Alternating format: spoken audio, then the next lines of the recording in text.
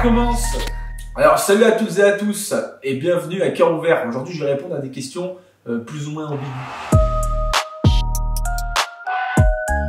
Alors je m'appelle Anthony, j'ai 24 ans et je suis vidéaste sur la chaîne YouTube Flo et Anthony. Mon principal rôle sur la chaîne Flo et Anto, c'est le montage. Ça va tout ce qui va être post-production, donc aussi bien sound design que montage, effets spéciaux quand il faut y en faire un tout petit peu. Je n'ai pas des compétences folles en effets spéciaux, mais mon rôle principal, c'est tout ce qui est montage et post-production. Alors de la vidéo en soi, bah, ça fait sur YouTube, ça fait déjà depuis 6 ans. Alors j'avais une chaîne YouTube avant, elle était claquée, je faisais des trucs complètement nuls à chier. Mais en fait ce que j'aimais c'était monter en fait, faire les logiciels de montage sur After Effects, sur Premiere Pro, j'adorais ça. Donc du coup ça fait bientôt 6 ans que j'en fais et ça fait vraiment qu'on fait de la cinématique, de l'urbex, etc. Ça va faire 4 ans ou 3 ans. Alors la vidéo de base, on aurait... L'urbex et ce qu'on fait aujourd'hui, le concept des visites paranormales, c'est un coup de hasard en fait. On était tous les deux sur un chantier, on était en train d'enlever l'électricité parce que notre métier de base c'est électricien. Donc on faisait ça et on était dans un endroit où on devait enlever l'électricité, ils allaient démolir un ancien dortoir de 1920. Et on entendait des bruits bizarres. Et on a pris la caméra avec une petite lampe et tout et on a commencé à filmer, machin. Et cet univers-là, cette ambiance-là, c'est vraiment quelque chose qu'on s'est dit ah, mais c'est ça qu'il faut qu'on fasse. Et si ça, maintenant, on le mettait à disposition des gens pour les divertir, pour leur montrer que y a peut-être du surnaturel, des trucs comme ça, l'univers un petit peu Blair Witch et l'effet un petit peu rec, caméra à la main, filmé, machin, c'était un truc qui nous a tout de suite botté. Et pourquoi pas le mettre au service des gens pour les divertir, pour qu'ils puissent avoir un petit peu comme Netflix, quoi. Parce que je me reconnaissais plus dans le Toto Popeye, faire les vidéos, le fanfaron et tout, ça allait quand j'avais 18 ans. Mais après que j'ai quitté Grenoble, parce que je faisais mes études à Grenoble, et donc c'est pour ça que j'ai fait Toto Popeye, parce que je me faisais un peu chier. Donc du coup, après je me reconnaissais plus. Et puis après, on a fait Flo et Anto tous les deux, et c'est là où tout de suite, paf, j'ai commencé à kiffer, quoi. Alors au tout début, quand on a commencé les visites paranormales, ça a été Mamie Twink, le fait de tout début, l'urbex et tout. Après, ça a été Le Grand JD. Et après, dans la façon de filmer, les transitions, tout ça, ça a été Stéphane Couchot, qui lui viole des rétines, c'est plus des prises de plans, des transitions de malade et tout. Et on s'est beaucoup inspiré de ces personnes-là. Et également aussi de ces deux personnes qui portent un masque, comment ils s'appellent, Urbex Connection. Urbex Connection qui, eux, ont commencé à importer en fait dans les vidéos Urbex tout ce qui va être Osmo et caméra stabilisée. Et quand on a vu ça, on s'est dit, c'est ça qu'il faut qu'on fasse. De la cinématique en Urbex, c'est ça qui manque. Ils ont tous une GoPro et ils filment le lieu comme ça. Nous, on va faire autre chose. On va se démarquer et on va faire une vidéo cinématique. Et là, on va casser des culs. Et c'est comme ça qu'est né les visites paranormales telles qu'elles sont aujourd'hui. Tout le temps. Et la personne qui va te dire non, je m'inspire de personne, c'est totalement faux. Tout le monde s'inspire de quelqu'un. On a tous une inspiration. Sinon, tu ferais des trucs nuls et on ferait tous quelque chose qui serait nul. C'est normal. Tu vas toujours t'inspirer quelque part. Aujourd'hui, que ce soit Ben TK, Sam Colder ou c'est Ali J, non, c'est JR Ali. On s'inspire tous plus ou moins de ces trois créateurs-là pour l'étalonnage. J'aime beaucoup ce qu'il fait lui. Et puis même Netflix, hein, les étalonneurs des principales séries Netflix, c'est vraiment de la dinguerie. Donc du coup, beaucoup s'en inspirent, beaucoup s'inspirent aussi des films. Et c'est normal, c'est comme ça qu'on avance, c'est comme ça qu'on enrichit son contenu. Le château Lucifer, je sais pas pourquoi. Je sais pas, on était dans une maison d'hôte qui était trop bien. Quand on a fait la visite, ça s'est super bien passé. La visite de jour, trop bien. On était avec notre pote Adrien et c'était franchement trop bien. On a kiffé de fou. Et la vidéo, elle rend super bien. et je suis hyper content, hyper satisfait de cette vidéo. Pour moi, elle est super bien. La musique qu'on utilise, l'ambiance qu'il y a à l'intérieur du château, les pièces, elles sont monstrueuses. Donc non, ouais, pour moi, c'est le château Lucifer qui reste la vidéo que j'ai le plus tournée. Après, elles sont toutes bien, notamment le château Kingdom, truc de fou, et d'autres vidéos à venir qu'on a tournées et que c'était de la grosse dinguerie. Alors, c'est une vidéo que je regrette, mais pas parce qu'on l'a fait avec cette personne-là, c'est parce qu'on est parti sur de faire une idée en fait, et on ne s'est pas reconnu dedans. Et en fait, quand tu tournes ce genre de vidéo où tu ne te reconnais pas dedans, la vidéo, elle est nulle à chier. C'est avec Cody Urbex et Miss Lee Urbex. On est allé visiter un hôpital psychiatrique et en fait, on s'est dit, on part chacun de notre côté. Et on fait la visite de notre côté et d'un coup on se rencontre et on fait genre ah putain mais t'es qui et tout. Et en fait, nous on s'était dit avec Flo, on filme sans cut. On fait un film sans cut. Et au final on s'est vite aperçu que c'était nul. On entendait des bruits, on se retournait. Enfin, c'était vraiment laborieux et c'est vraiment une visite que j'ai regrettée parce que le lieu à l'époque il était monstrueux. Cody Urbex c'est quelqu'un que j'apprécie de fou. Et Miss Urbex aussi qui malheureusement a arrêté l'Urbex. Mais c'était deux personnes que j'adorais et c'était cool, que j'adore encore. Hein. Mais ça m'a fait de la peine de me dire putain, on va pas sortir cette vidéo-là. On va pas sortir une vidéo pour se dire on sort une vidéo. À chaque fois qu'on sort une vidéo avec Flo, elle est travaillée. On essayait d'avoir un fil conducteur, chose qu'on n'a pas eu sur la visite avec Cody Urbex et Miss Lee. Mais je pense que dans l'avenir, c'est possible qu'on se recroise et qu'on se fasse une bête d'Urbex ensemble et qu'on fasse cette fois-ci une vidéo structurée comme nous, on a l'habitude de faire. Plein de projets, tellement de projets. Alors en 2019 avec Flo, Margot et Lola, on est parti en Italie en road trip Urbex avec un petit peu les 5 terres, Cinque Terre. Et beaucoup de personnes ont adoré cette vidéo à se dire putain ouais ok. En plus Stéphane Couchou venait de sortir Paradex 2, donc du coup ma vidéo je me suis dit c'est mort, putain Paradex 2 c'était une dinguerie, les gens ils vont voir notre vidéo, ils vont dire. Et pas du tout en fait, plein de gens au contraire nous ont dit putain c'est le Stéphane Couchou de l'Urbex. Et franchement c'est flatteur, même si je sais que on a des années-lumière quand même, mais c'est hyper flatteur et vous avez tous adoré. Et en 2020 on repart sur un road trip, le lieu je le dirai pas, mais c'est en cours. Et puis aussi il y a beaucoup de courts-métrages, web-séries, mais tout ça c'est en cours d'écriture. Mais pour l'instant je préfère pas trop me prononcer parce qu'en 2019 on avait plein de projets de faire des web-séries et des courts-métrages, notamment un qui allait être monstrueux et on n'a pas eu le temps, notamment la vidéo de Noël qui devait sortir et que en fait elle n'est pas sortie parce qu'on a eu plein de mésaventures qui je pense qu'on fera une vidéo un petit peu off de la vidéo de Noël pour un petit peu parler de tout ça. Et voilà, c'est tout. Sur mes projets futurs c'est juste ça. Non, pas abandonné parce que l'Urbex, j'ai envie de te dire, c'est comme une drogue. Une fois que tu y as goûté, tu peux plus t'en passer. Et honnêtement, aujourd'hui, me dire j'arrête l'Urbex, à mon avis, ça va me passer très vite l'envie d'arrêter l'Urbex. C'est parce qu'il y a tellement une ambiance, en fait, quand tu rentres dans un lieu abandonné, il y a tellement une ambiance, une essence qui te... Moi, cette essence-là, mais elle me motive de fou quand je suis en Urbex. Et en Urbex, je suis vraiment quelqu'un d'autre. Hein. Je fais des plans, machin, et c'est une chose que je ne faisais pas avant. Et non, pour moi, l'Urbex, c'est ce qui m'a, entre guillemets, même avec Flo, je pense, qui nous a forgé dans la vidéo, c'est ce qui nous a formé aussi. Parce que filmer en Urbex, je peux vous dire qu'une fois que tu as filmé en Urbex, tu es prêt à filmer un mariage, tu es prêt à tout filmer, tu es prêt à tout parce que déjà, c'est de la low light.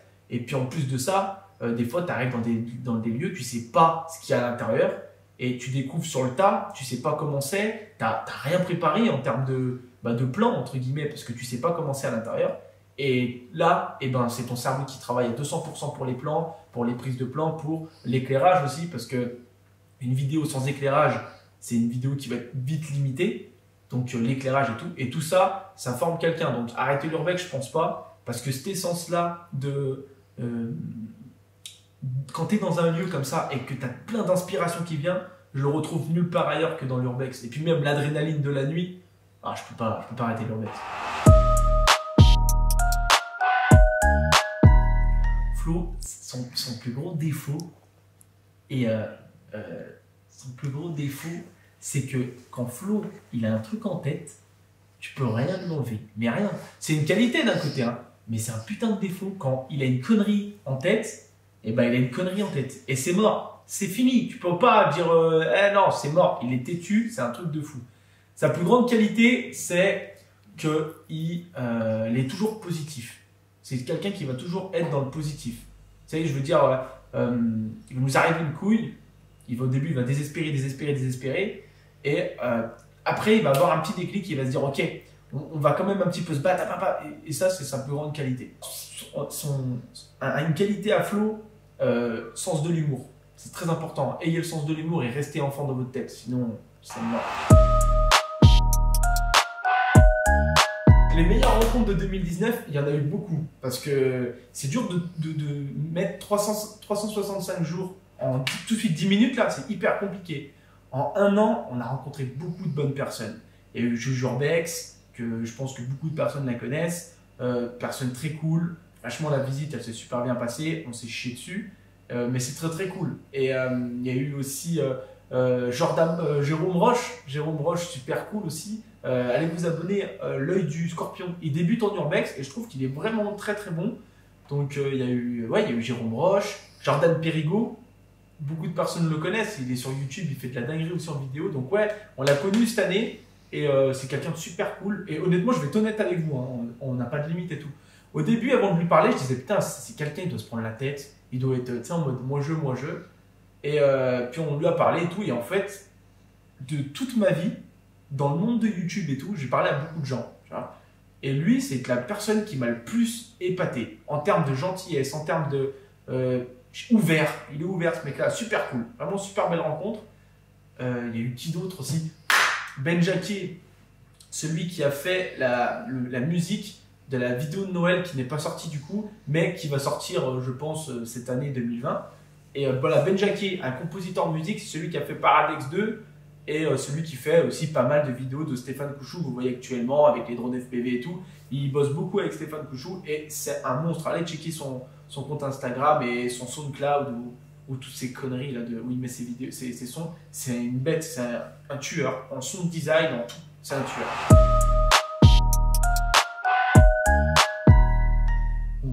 Que je regrette le plus. Oh, je vais me faire des ennemis là. C'est pas comme dans McFly et Carlito, genre il y a vérité ou action. Non, pour de vrai, que je regrette le plus. Franchement, il n'y en a pas. Non. De là à regretter, non. Toutes les rencontres qu'on fait dans la vie, je pense qu'elles sont bénéfiques pour nous. Tu vois, même si ça se termine mal, même si ça devait commencer super bien et puis ça se termine mal, au fond, eh ben, c'est bénéfique. C'est que tu devais pas faire ça et puis t'en tires toujours quelque chose de positif d'un truc négatif. Putain, oh je sais pas si je devais refaire quelque chose. Ce serait une visite. C'est un lieu qui, quand on y allait, s'est fait niquer et que quand on l'a eu, il n'était pas dans cet état-là, tu vois. Ce serait une visite dans le milieu de la vidéo. Hein. Sinon, dans ma vie, que je referais un truc, non. Il y a tellement de chemins à parcourir qu'on n'a pas le temps de refaire quelque chose, enfin, tu vois, de revenir en arrière. On avance.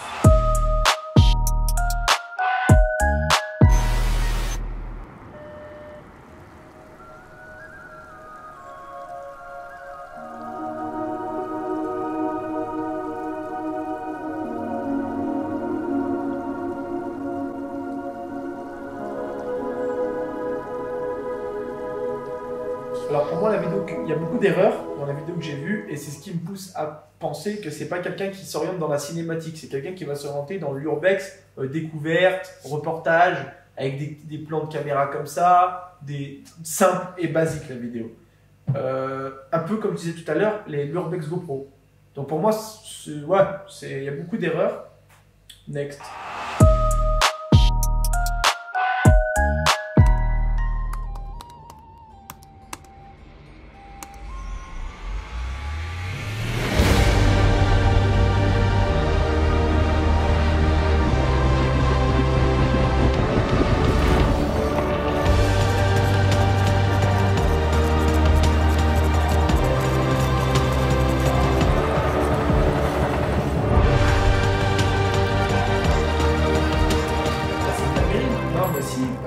mais voilà, c'est pas dans la même cour. C'est pas dans la même cour que la vidéo que j'ai vue d'avant. Et non, ouais, c'est une dinguerie. Il n'y a pas grand chose à redire sur une vidéo comme ça. C'est une vidéo qui est peaufinée aux petits oignons, qui est regardée frame par frame pour voir s'il n'y a pas d'erreur. Le sound design, ce que je disais tout à l'heure, Ben Jacquet, entouré de Stéphane Couchou, un mec qui est ultra perfectionniste dans ses vidéos, qui va essayer de faire le maximum de qualité. Donc vous vous doutez bien que les vidéos, non, c'est une dinguerie. Et ouais.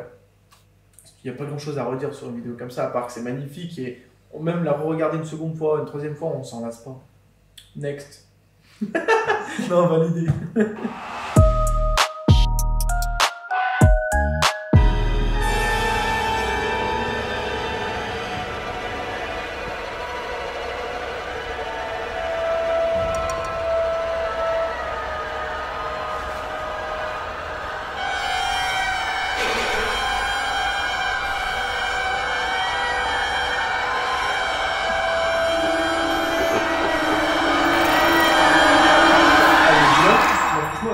Le son design il est cool, elle est très bien, c'est plutôt bien monté, les prises de plan ils sont plutôt ça va.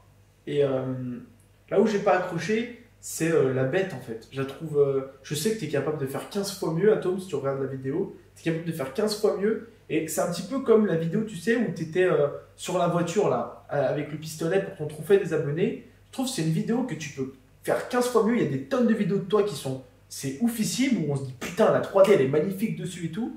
Et là, c'est typiquement une vidéo où je me dis, tu peux mieux faire, tu peux 15 fois mieux faire.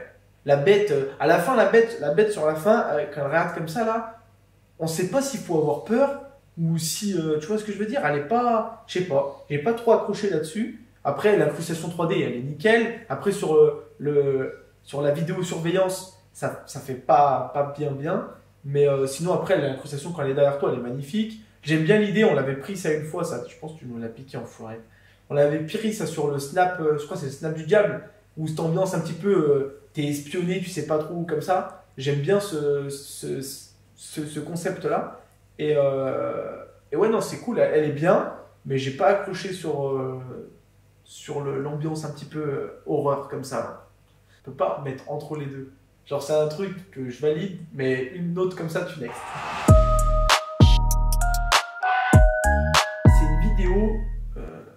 C'est une vidéo qui est tournée, je crois, au Kenya ou en Afrique. Et au contraire, c'est pour montrer en fait aux gens que la vidéo ne fait pas tout. En fait, le son fait aussi. Et en fait, dans cette vidéo-là, on vous montre très bien que le son fait la vidéo en fait. Et elle est monstrueuse cette vidéo. C'est pas des transitions de ouf, les prises de plan, elles sont pas waouh. Mais en fait, la vidéo, c'est une harmonie entre la musique, le son design, les images qui vont parfaitement avec la musique. Elle est monstrueuse cette vidéo. Je crois que c'est Sound of the Kenya ou un truc comme ça.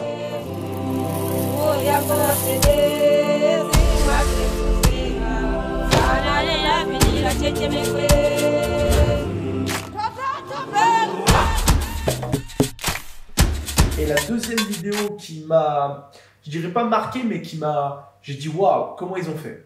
Et même encore aujourd'hui, je sais pas comment ils ont fait, parce que c'est juste des mecs qui gèrent de ouf l'effet spéciaux. Mais tu vois, c'est tout l'inverse de la première. La vidéo, elle est monstrueuse. Le sound design, ça passe, on va pas se mentir. Mais les effets spéciaux, ils sont cool. C'est assez chill. C'est une vidéo qui est entièrement tournée à la GoPro Fusion ou à l'Insta360, je sais pas, c'est une caméra 360 quoi. Et c'est à la montagne. Les mecs, ils t'ont fait une post-prod de ouf.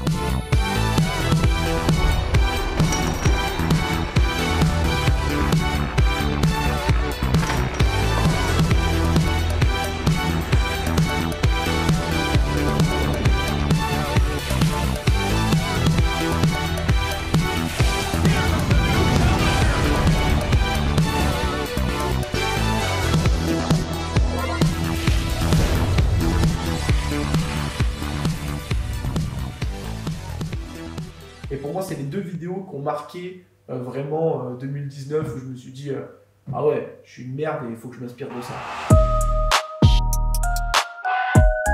Oh, j'ai un truc. J'ai une petite punchline de fin. J'ai adoré cette interview. J'ai adoré parler à cœur ouvert. Restez pas les poings fermés et mettez un pouce en l'air. Elle est bien.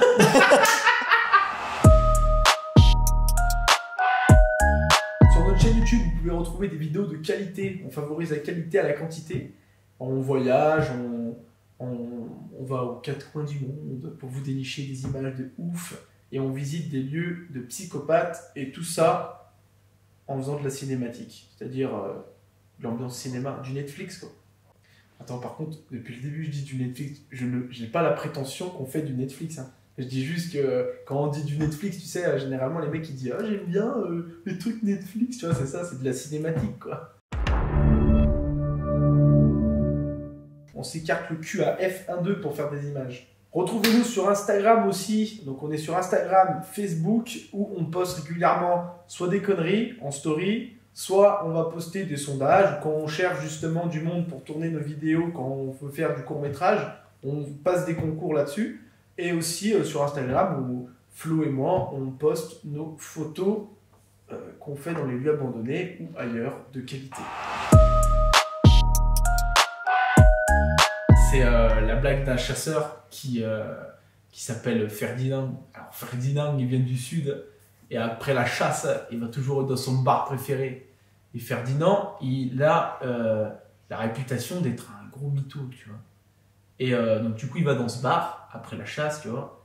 Et là, dans le bar, il dit « Oh, Ferdinand, oh, qu'est-ce que tu nous as chassé aujourd'hui ?» Il dit « M'en parle pas. Oh, je rentre dans le bois. À peine je sors de la voiture. Là, je vois un troupeau de sangliers, dit 2 mètres de haut. Je prends, je tire. Le premier, il tombe comme une merde. Le plus gros, le plus gros. Il fait « Mais il est où le gibier ?» Je fais « Il était trop gros, le gibier. Je lui ai coupé une cuisse et je l'ai mis sur l'épaule. » Il fait, on dit, 3 minutes après, un troupeau de cerfs, dit, oh, 4 mètres de haut, les cerfs, ils sont passés devant moi, des dinosaures. J'ai vu, j'ai pris le fusil comme ça, j'ai tiré.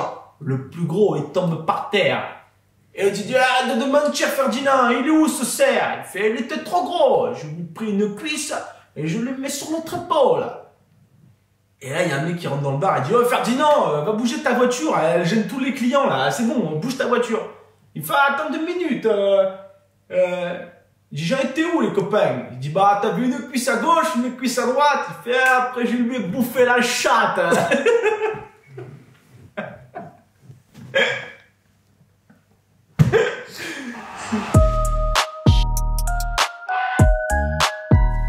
Un mot bien.